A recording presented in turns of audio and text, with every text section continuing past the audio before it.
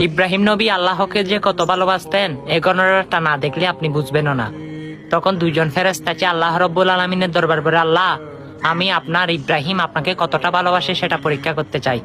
তখন বলে যাও। তখন ফেরেশতা দুইজন মানুষের সুরত ধরে ইব্রাহিম নবীর কাছে গেল ভিক্ষার উদ্দেশ্যে।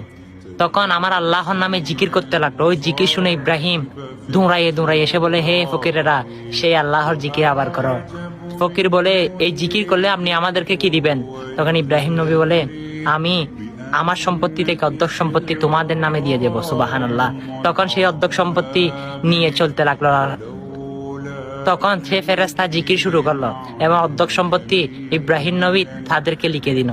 তারপর আবার চলে যাই। কতদূর যাওয়ার সময় আবার ইব্রাহিম নবী পিছন থেকে ডাক দেয়, এদিকে আসো, তোমরা আবার আল্লাহর নামে জিকির করো। বলে, এবার কি দিবেন? তখন ইব্রাহিম নবী বলে, আমার পুরো সম্পত্তি তোমাদের নামে লিখে দিব। সুবহানাল্লাহ। হ্যাঁ।